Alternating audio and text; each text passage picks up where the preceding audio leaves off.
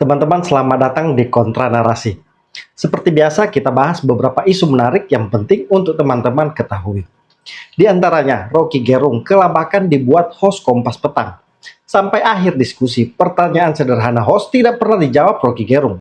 Rocky hanya sibuk putar ke sana kemari, tapi menghindar menjawab pertanyaan. Rocky pun terkesan setengah hati membela Roy Suryo CS. Sementara narasi Rocky Gerung yang membela Roy Suryo CS terkait penelitian dengan mudahnya dipatahkan Mardiansa Semar dan David Pajung. Selanjutnya ada Agri Fanani yang permalukan Roy Suryo saat debat di salah satu TV dengan membawa peragaan dokter. Roy Suryo mukanya tampak merah dan coba mendistract Agri Fanani.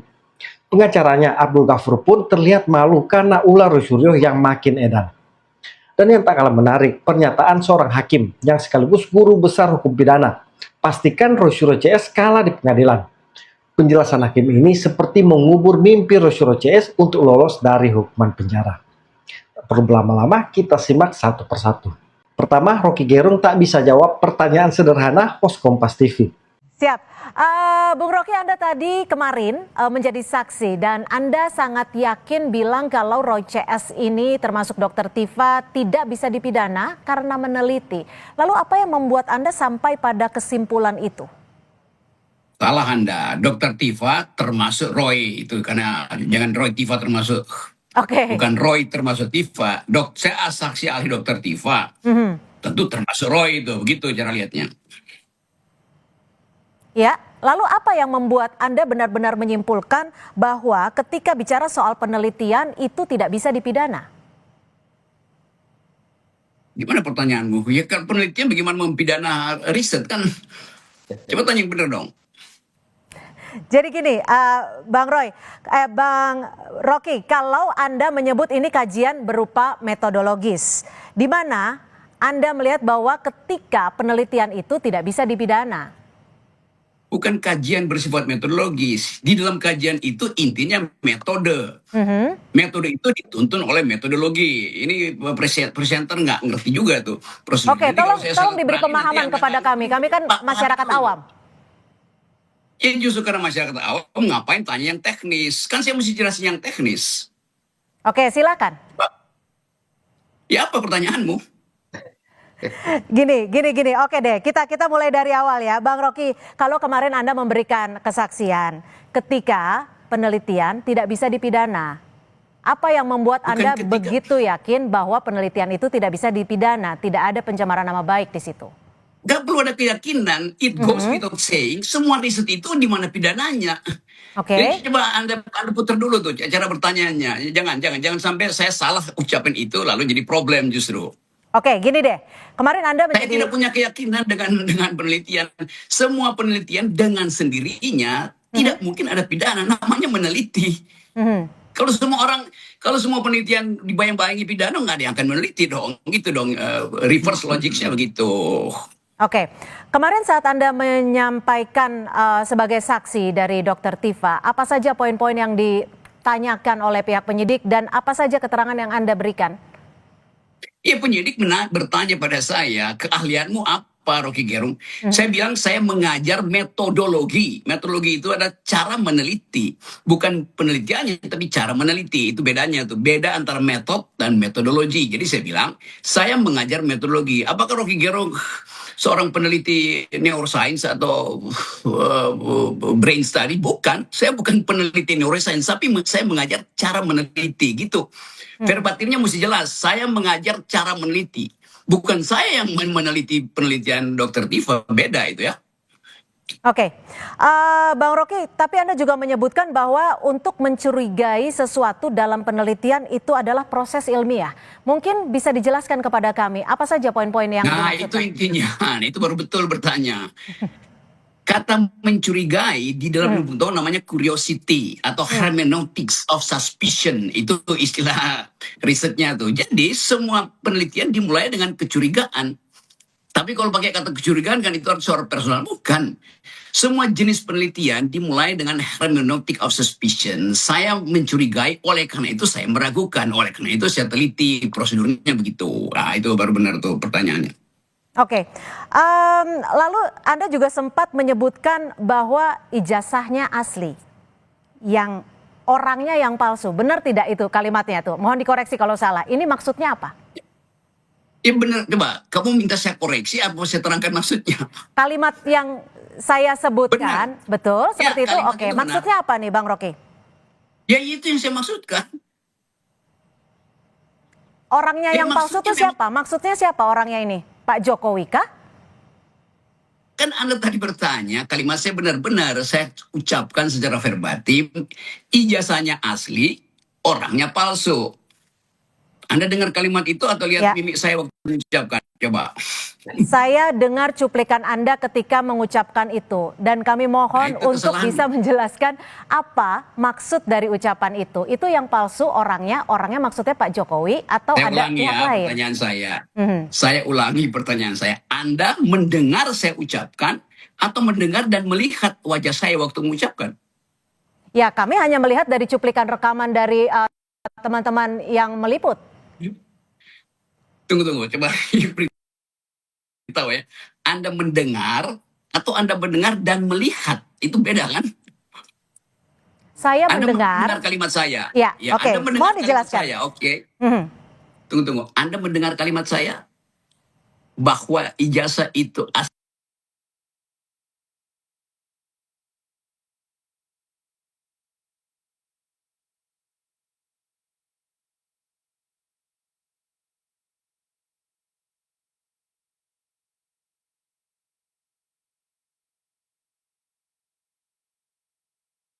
asli.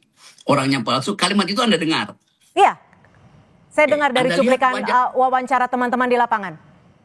Oke, saya ulangi supaya lengkap. Melalui wawancara teman-teman di lapangan, Anda mendengar saya mengucapkan kalimat itu. Dan itu benar kalimat saya. Anda mendengar kan? Iya, Oke.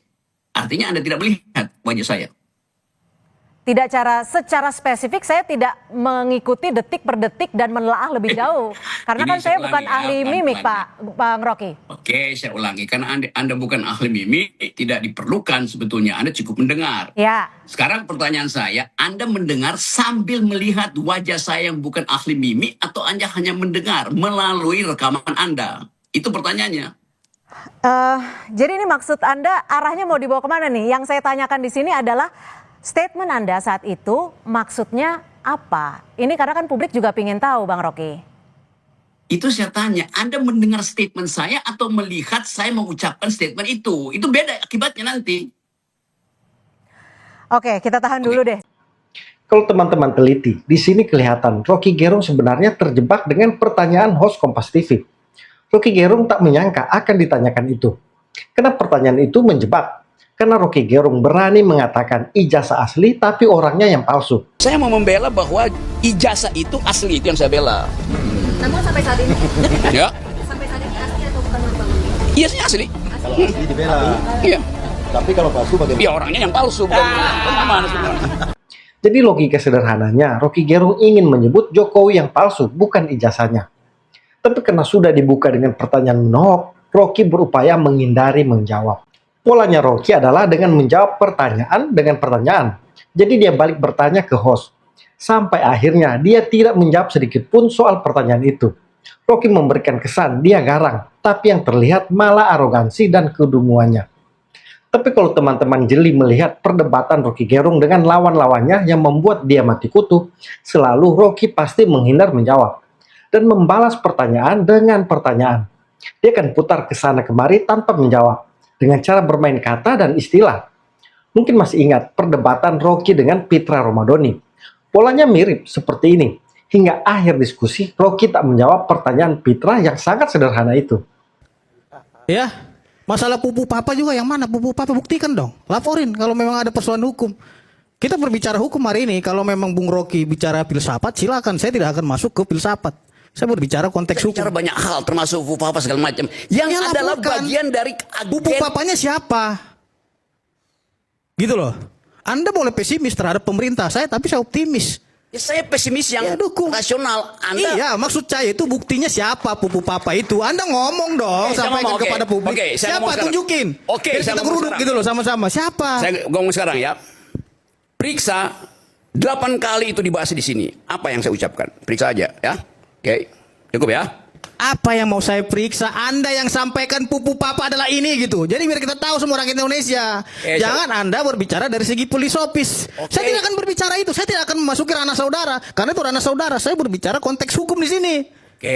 By data. Dan buktinya apa gitu loh. Jangan juga karena memang Anda ahli filosofis, Anda mau menggurui saya dan mengkoreksi omongan saya. Ya, Tidak, saya berbicara itu. Tunggu, saya tidak akan berbicara kepada Anda karena saya konteksnya masih bicara dengan saya Rocky juga Gerung. tidak bicara dengan Anda. Saya Bukan. minta izin. Loh, Anda jangan motong dulu dong. Kita belum selesai nih. Anda tadi Biar bukannya tidak motong. menjadi bias ini karena tuduhan pupu papa ini Ya, saya jawab samar. nih.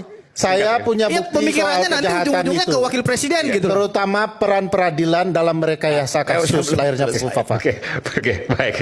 Closing statement aja. Silakan Bu Rocky. Saya jawab pelan-pelan.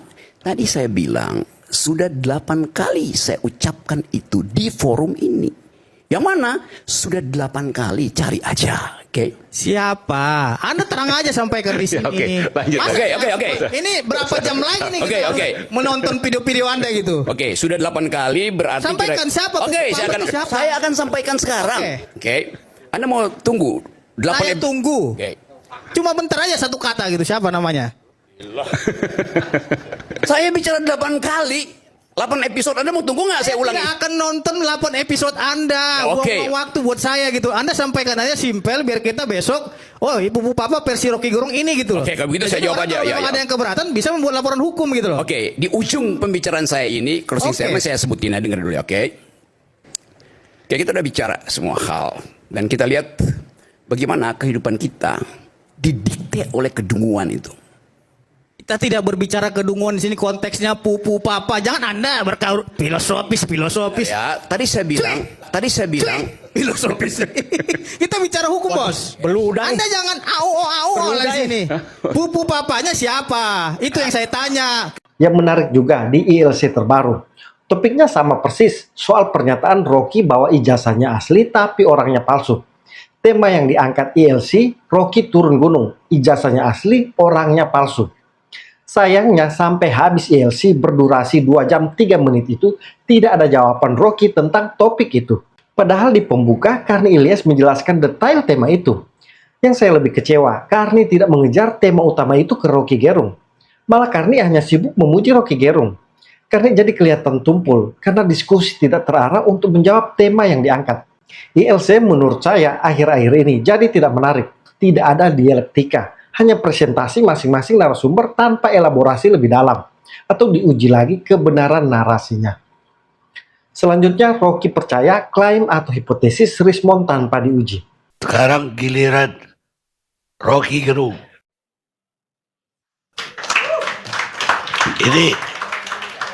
Ini bintang ALC yang udah lama gak muncul. Sekarang ini mahal.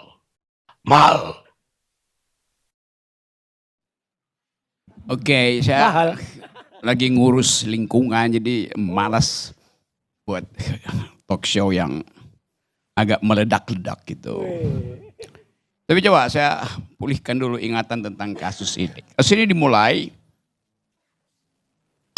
ketika ada semacam keinginan untuk mengetahui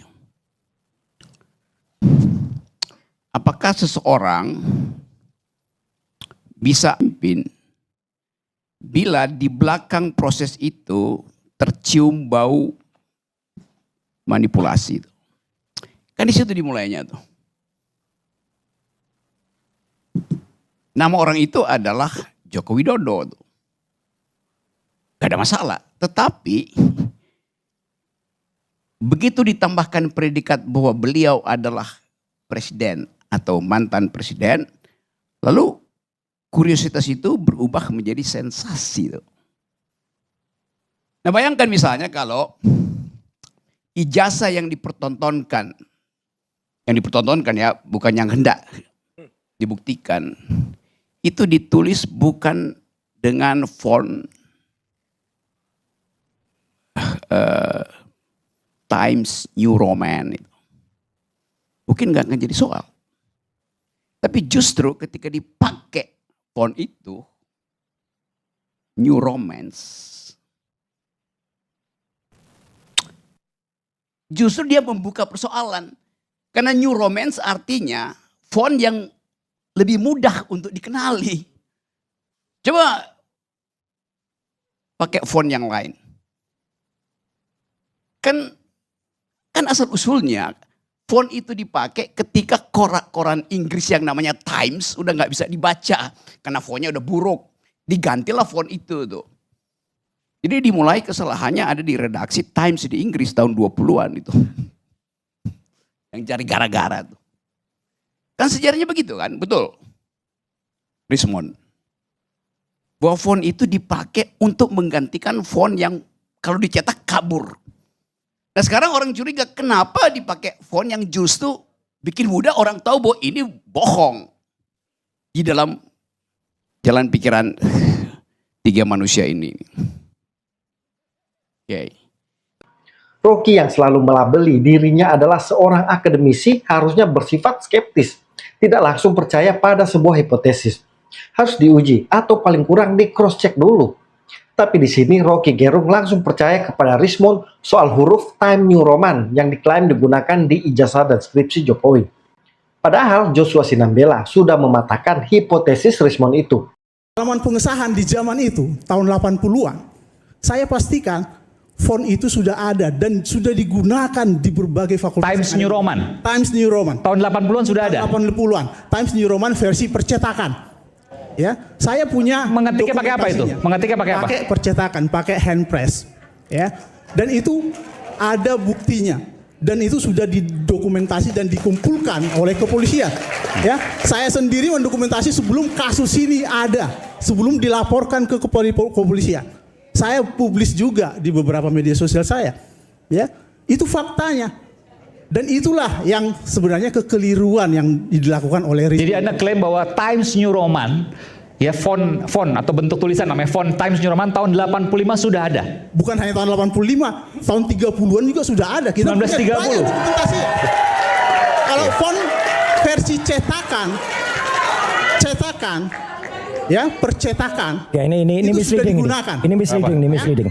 Jadi itu faktanya. Dengan kita bisa, jarak yang rata, jarak betul, yang sama, satu huruf dengan huruf yang rapi. Jadi kalau misalnya itu bisa dilakukan mesin cetak pada tahun 30-an. Betul. Bisa. Kacau. Betul. Ya. Ya, zaman itu ya. Oke. Ada banyak dokumentasi. Sudah belum. Silakan. Ada dokumentasi di Kemendikbud juga, buku-buku dicetak sudah menggunakan percetakan dengan Times New Roman, gitu ya. Nah, fakta yang saya temukan banyak fakultas yang sudah menggunakan font yang sama persis. Kenapa? Fakultas di mana? Dicetak Fakultas Hukum, UGM nih ya? Ya, UGM, Farmasi, ya. Kemudian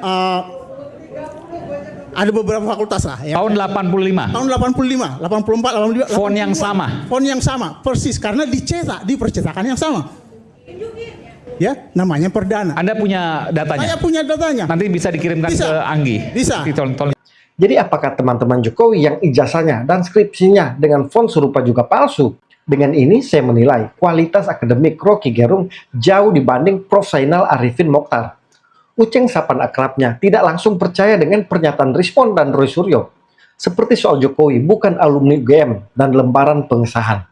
Dia cek ke teman profesornya dan memastikan memang banyak skripsi yang tidak punya lembar pengesahan di perpustakaan kampus-kampus. Saya berbicara dengan beberapa orang karena saya tidak mengetahui fakta aslinya. Dan saya bukan pejabat universitas yang bisa membuka datanya orang. Saya bukan dong, karena saya bukan siapa-siapa. Belum jadi rektor. Belum jadi rektor. bukan jadi rektor UGM, jadi nggak mungkin saya bisa membuka data. Saya bertanya ke beberapa teman profesor yang kalau kita mau bagi misalnya pembagian politik di tahun 2024, dia bukan pendukungnya Pak Jokowi. Dia berada di barisannya capres lain lah. Bukan capres pemenang juga lah. Gitu. Saya nanya, mereka bilang, iya, Jokowi tamatan UGM. Kata mereka, Jokowi tamatan UGM. Ini apa? Ya berkas-berkas yang ada. Dan sebenarnya tidak serta-merta kita bisa mengkritisi berbasis pada data yang ada. Saya kasih contoh begini, Bang. Misalnya kalau dikatakan skripsinya nggak asli, karena tidak ada tanda tangan pembimbing, mohon maaf, kalau diperiksa sebagian besar skripsi di Fakultas Hukum ini, itu nggak ada tanda tangan pembimbingnya. Kenapa? Karena mahasiswa itu kan begini, Bang. Mahasiswa itu kalau mau menyetorkan, kan masa disuruh bendelin, fotokopi bendel lagi satu untuk dikasih ke fakultas. Kadang-kadang enggak, jadi satu bendel bekas ujian terbukanya, itu yang disetorkan kan. Kadang-kadang belum ada tanda tangannya. Kalau diperiksa di situ tuh banyak yang ada tanda tangan. Jadi tidak bisa gini.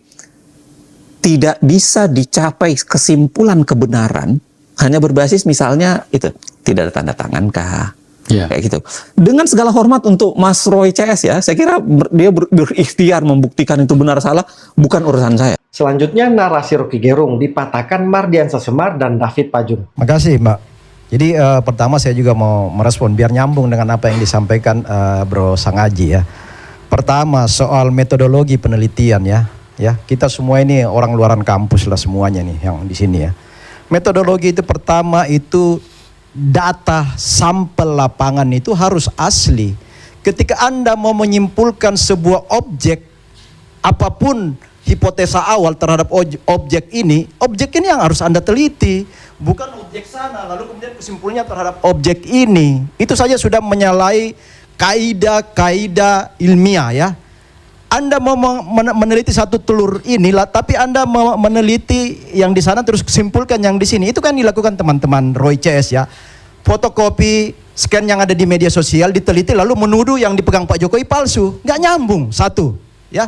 Saya pikir adik-adik nanti kalau penelitian itu sampel Anda terhadap objek yang Anda akan teliti itu harus asli. Yang pertama. Yang kedua, di dalam penelitian itu ada namanya hipotesa, dugaan awal. Ada HO, ada HA ya. Kalau hipotesanya tidak sesuai ada HO.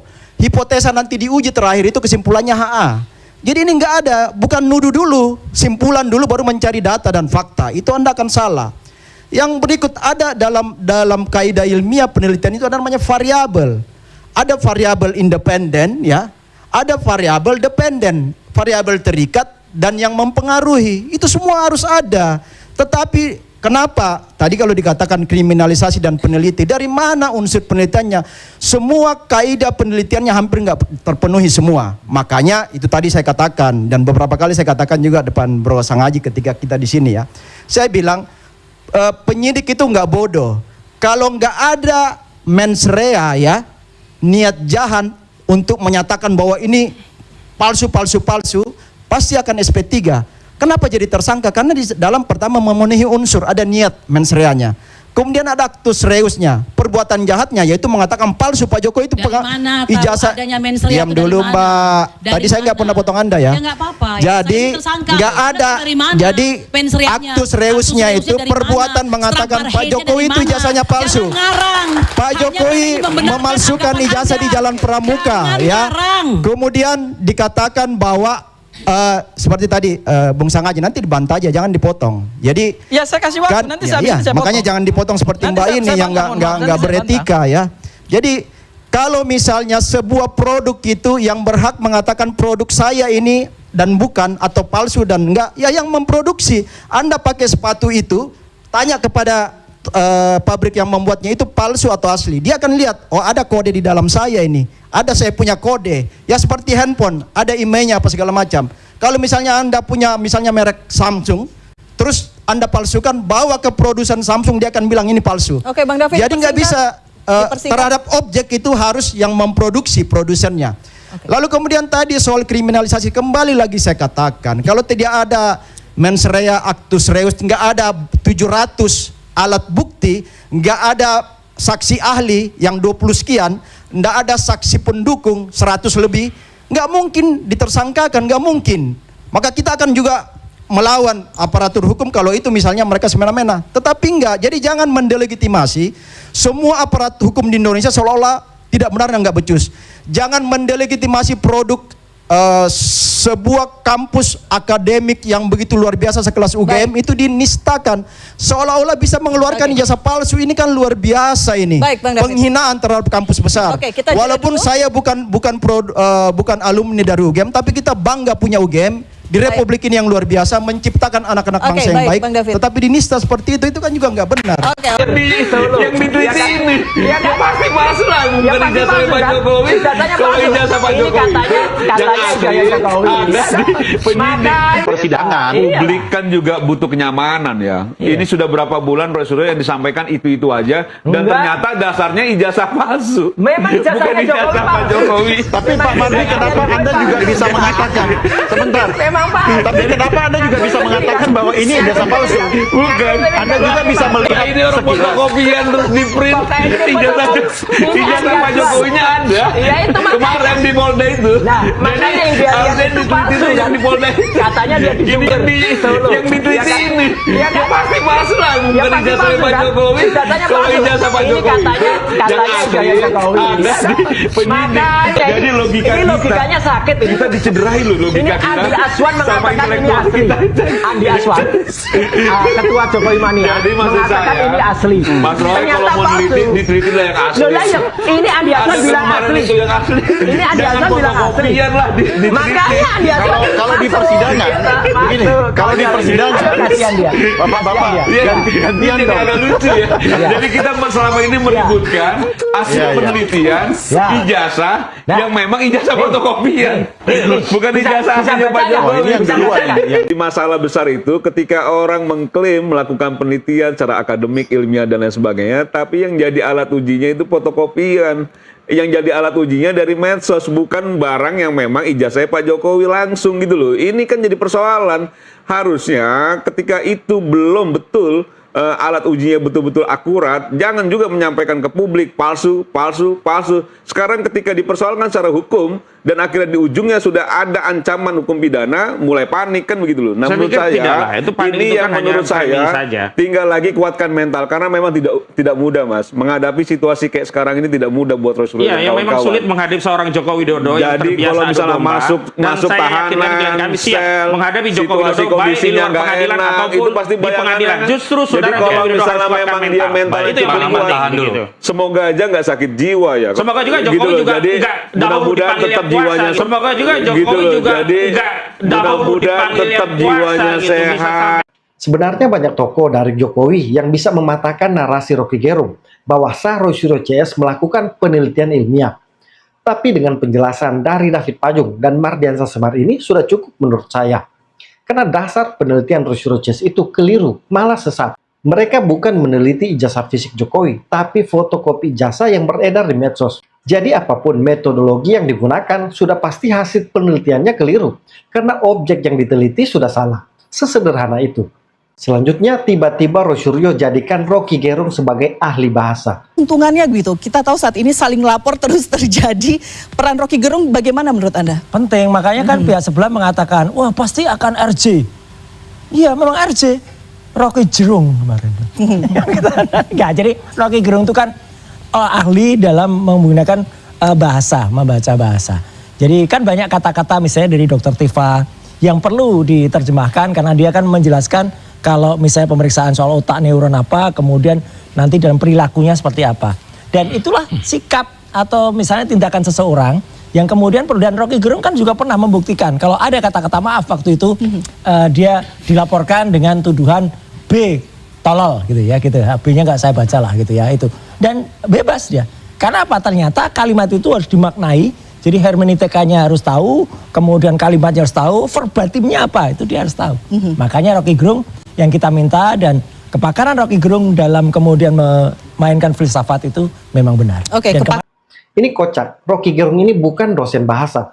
Latar belakang pendidikannya S1 jurusan filsafat dari Universitas Indonesia. Tapi dipakai Roy Suryo sebagai ahli bahasa. Ini makin kacau. Roy Suryo juga menyinggung bahwa Rocky Gerung ini ahli filsafat atau filsuf. Inilah kekeliruan Roy Suryo dan banyak pendukung Rocky Gerung.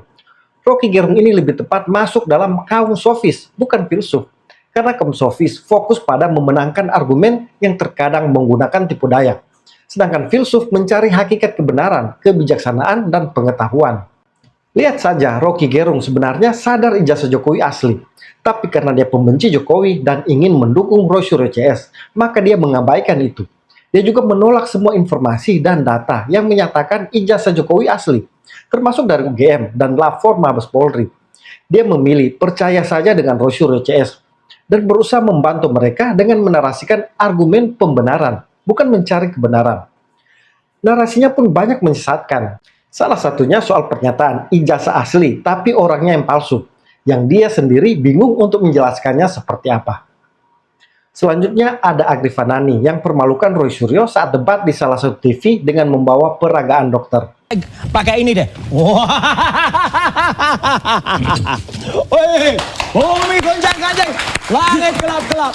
Alkisah di negara Oslo, ya, datanglah dua ini ada dalam dunia pewayangan yang namanya tuyul.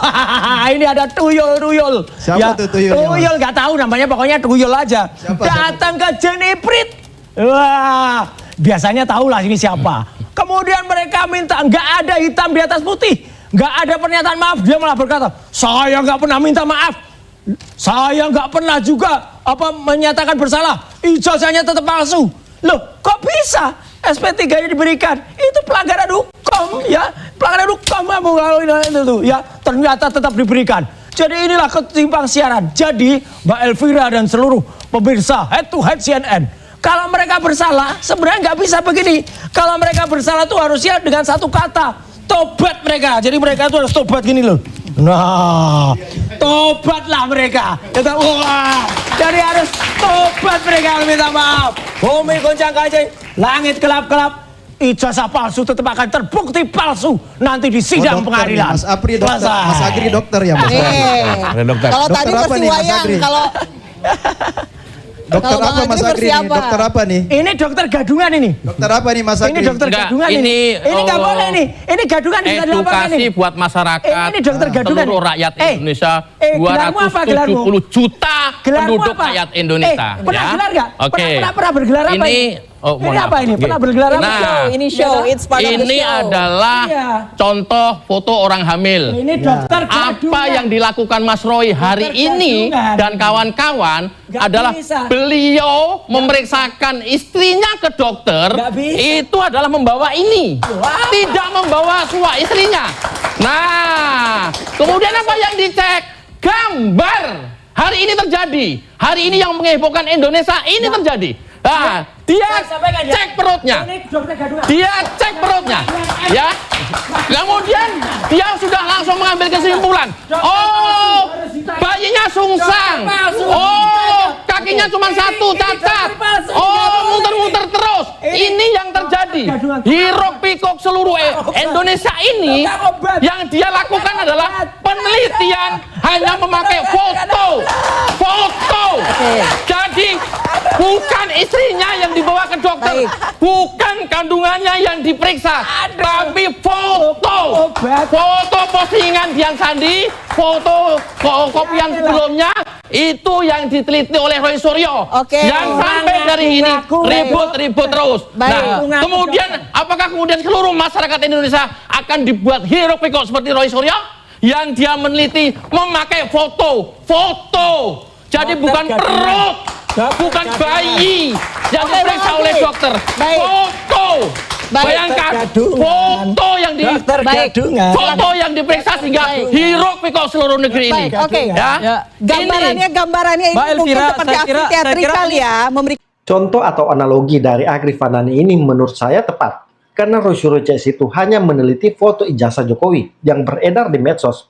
Tapi dengan cerobohnya mengklaim bahwa ijazah Jokowi 99,9% palsu. Akhirnya Rosyuro CS ini bingung sendiri ketika diproses hukum. Karena semua bukti mengarahkan bahwa ijazah Jokowi itu asli. Selanjutnya, Profesor Binsar Gultom, hakim dan guru besar ilmu pidana, menegaskan Rosyuro CS tidak punya legal standing. Untuk mengakhiri polemik ini, mudah-mudahan apa yang saya sampaikan ini dapat diterima oleh semua pihak. Tanpa sedikit pun saya memihak kepada siapapun. Ya. Jadi untuk mengakhiri polemik ini secepatnya, saya minta supaya kasus ini segera dilimpahkan ke pengadilan, jangan berlarut-larut hanya di tingkat penyidikan dan kejaksaan aja belum ya, belum. Jadi sudah sejauh mana sekarang hasil-hasil daripada pemeriksaan kasus ijazah tadi ya? Ya sudah, saya kira sudah hampir lebih 1 tahunan, harus bisa. Ya apalagi setelah berlakunya sekarang KUHAP ya, yang baru ini sudah ada bentuk-bentuk pengawasan, koordinasi antara penyidik Polri dengan penuntut umum. Jadi itu bisa dipercepat.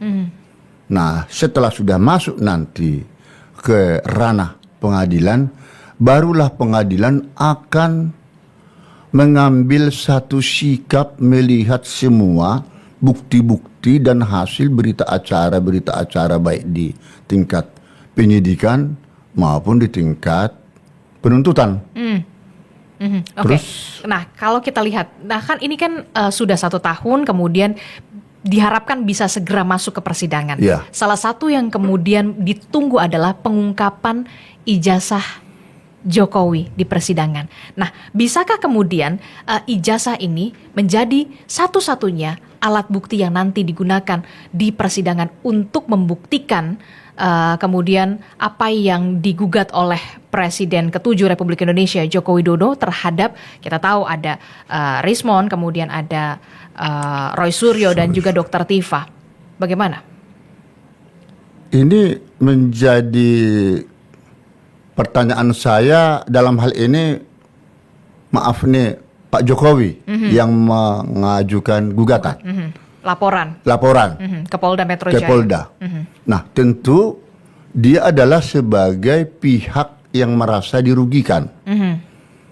Nah, kalau disebutkan ijazahnya dia itu ada masalah, selama ini kita semua tahu lewat ijazah hasil produk daripada UGM tersebut itu sudah digunakan beliau ya di Solo waktu wali kota, gubernur waktu di DKI Jakarta, dan 2 periode di presiden. Ya, presiden. Nah, dia tidak merasa ada masalah dengan ijazahnya dia sendiri. Nah, kalau ada yang mempersoalkan ijazahnya dia itu palsu atau tidak benar, nah ini menjadi pertanyaan yang krusial bagi saya. Apa kepentingan, apa legal standing daripada orang yang mempersoalkan itu rupanya? Ijazahnya Jokowi selalu ada sama dirinya, tidak pernah berpindah tangan, tidak pernah disalahgunakan orang, bahkan sudah bermanfaat untuk pembangunan negara Republik Indonesia ini, itu loh. Terus pertanyaannya, apa kepentingan? Apa kepentingan para pihak yang tidak menghendaki atau yang menuduh kepalsuan, dugaan kepalsuan ijazah ini kan ini? Nah, mereka bisakah memastikan bahwa hasil penelitian mereka itu sudah menerima, pernah memegang langsung asli daripada ijazah Pak Jokowi secara fisik, ya, melihat, mengambil, memegang, itukah yang mereka teliti? Dan kalau sepanjang ini penelitian ilmiah, sah-sah saja, silahkan saja. Itu tidak perlu harus masuk ke ranah pengadilan. Tapi kalau memang Pak Jokowi di sini jadi merasa dirugikan nama baiknya, ada di sini semacam fitnah dalam bentuk ucapan, kata-kata, bahkan ada satu pencemaran nama baiknya, ya, seolah-olah akibat daripada ijazah yang dia miliki ini ya, namanya tercemar. Nah, ini persoalannya lain. Tak perlu ijazah itu ditunjukkan oleh Jokowi. Tidak perlu. Karena bukan itu yang menjadi persoalan. Memang lewat persoalannya ijazah yang dituding ini. Sekarang lain lagi persoalan. Kalau itu dilihat dari kacamata hukum, mengenai masalah hasil penelitian secara forensik kah, telemetrika kah, nah itu dianggap ini palsu, lah tunggu dulu, itu persoalannya mereka melakukan suatu gugatan tidak ke pengadilan. Kalau mereka melakukan gugatan ke pengadilan terkait dengan kepalsuan ijazah hanya berdasarkan hasil penelitian mereka tersebut, tunggu dulu. Pengadilan nanti dalam hal ini setelah di dalam pembuktian akan memperhatikan hak atau legal standing daripada para pihak yang keberatan ini di mana. Apa persoalannya? Dan sekarang yang memproduksikan, mengeluarkan, menerbitkan ijazah sertifikat tersebut kan bukan Pak Jokowi, tetapi UGM. Iya, itu mereka harus gugat lagi itu. UGM. Di situ persoalannya. Jadi hati-hati dalam hal ini.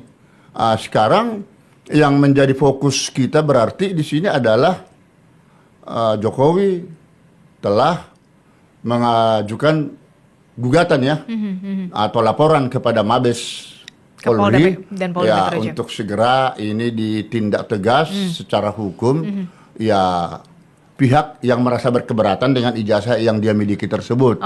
Nah, jadi kalau itu persoalannya berarti Jokowi harus bisa membuktikan dalam hal ini nanti pengadilan atau kejaksaan bisa melihat delik-delik atau unsur-unsur